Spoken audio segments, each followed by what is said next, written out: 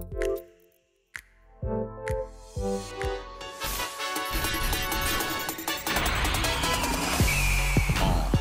know you're a superstar, a supernova shining, you can see from super far.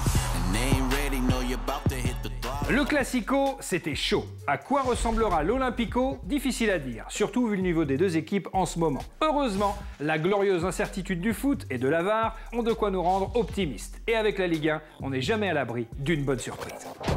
On a beau rester positif, il faut bien dire qu'à l'OL, la situation n'est pas loin d'être catastrophique. Une seule victoire en 5 matchs de championnat avant de défier Marseille dimanche. Une triste 11e place au classement et même pas de Coupe d'Europe en perspective, ni en vrai, ni sur PlayStation.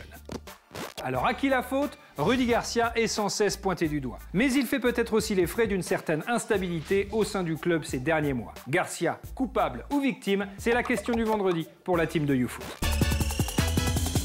Alors, moi, je vais te faire une citation d'un philosophe contemporain appelé Gradure. « Ne reviens pas, prends tes affaires, rentre chez toi.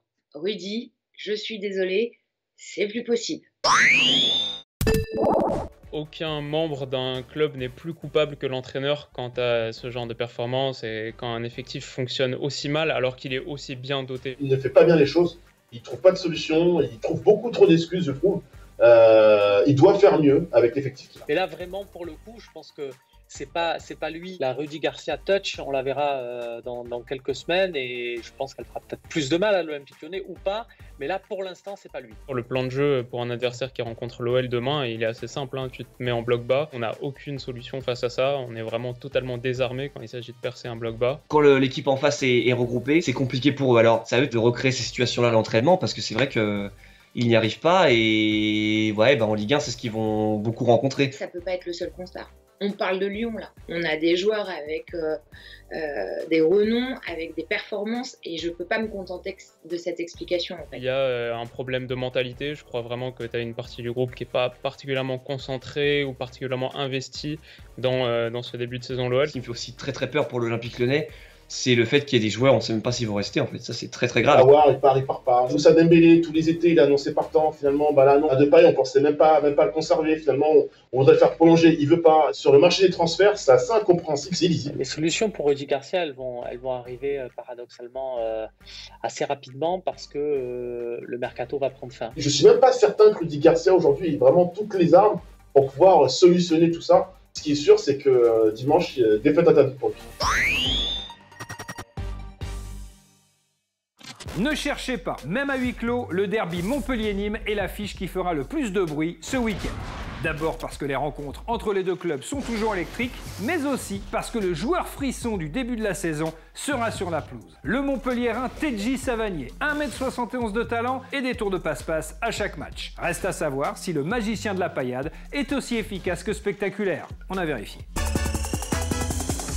En 5 matchs de Ligue 1, Tedji Savanier a déjà inscrit 3 buts et délivré une passe décisive. À ce stade, c'est déjà plus que lors de ses 2 dernières saisons avec Montpellier et Nîmes. Depuis le coup d'envoi de la Ligue 1, il a même été élu 3 fois homme du match. À 28 ans, Tedji Savanier réalise donc tout simplement son meilleur début de championnat. Rien d'étonnant finalement pour ce joueur qui a des stats à faire pâlir les cadors de Ligue 1. Meilleur passeur du championnat en 2019 avec 14 passes décisives, mieux que Di Maria et Neymar, Savanier est aussi d'une efficacité redoutable sur coup de pied arrêté et un métronome dans l'exercice des pénaltys. 100% de réussite en 8 tentatives depuis 2 ans, seul Sergio Ramos a fait mieux dans les 5 grands championnats européens. Conclusion, on peut donc être un magicien du ballon et éviter les sbroufs. Une bonne leçon pour Harry Potter et Gérard Majax.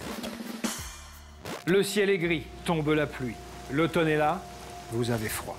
En cas de baisse de morale, n'hésitez pas, faites une cure Zawa. Vous allez voir, ça donne la pêche. Et c'est dans le Social FC.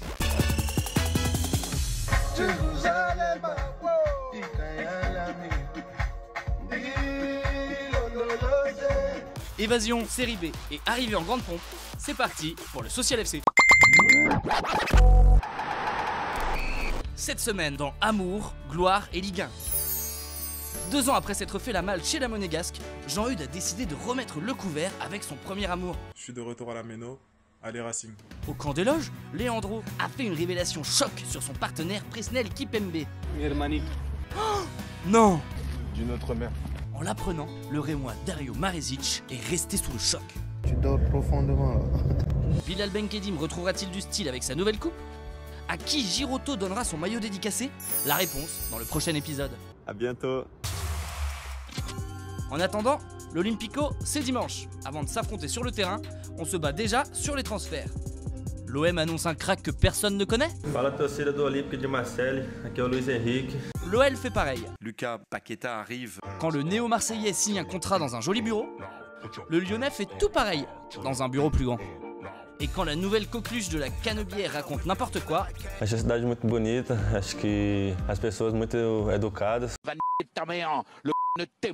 devinez ce que fait le nouveau Gone. Mes yeux ont brillé lorsque j'ai vu l'équipe de Lyon jouer à Lisbonne.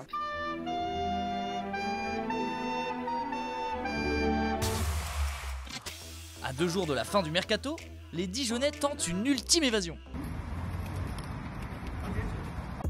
À part ça, Doggy Dog Junior, oui, c'est son vrai nom, essaye de trouver chaussures à son pied.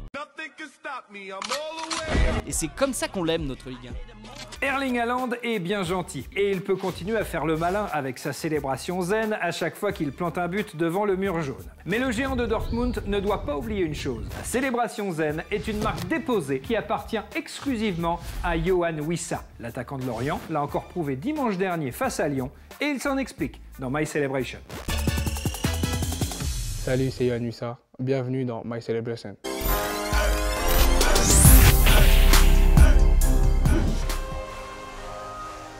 J'ai choisi cette célébration parce que l'année d'avant, j'étais pas au top.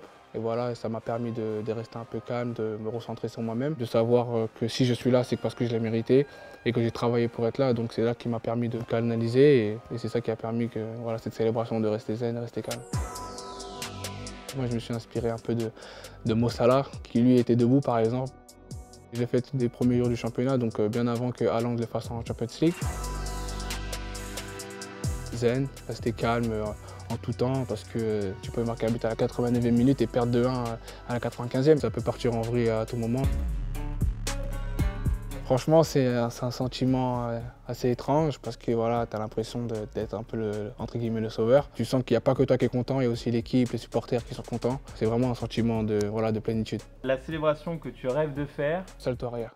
Ils arrivent sur mon lit, mais pas, mais pas en vrai. Après, franchement, ceux qui arrivent à faire ça, franchement, chapeau. Un bon Olympico qui se respecte, ça chambre, ça frotte, ça pique, ça tacle, autant en conférence de presse que sur le terrain. Un peu comme chez Alpha Ibrahim dans Triangle, Rond, Croix, Carré. C'est quoi ça? Une paille. Et plus ça? De paille. Même fils de paille.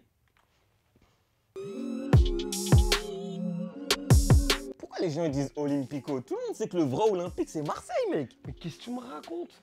On vous botte chaque année, Alpha. Eh arrête, mec, on a réussi à terminer 2e du championnat avec Germain et Sakai, mec. Tu te rends compte que nous, on a fait demi-finale de Ligue des Champions avec Thiago Mendes et Marsal, mon pote. Vas-y, je sais pas là, je parle avec toi, mec. Ciseaux, mon pote. Ouais, putain, j'allais marquer, là. T'es ton président, il fait que de se plaindre.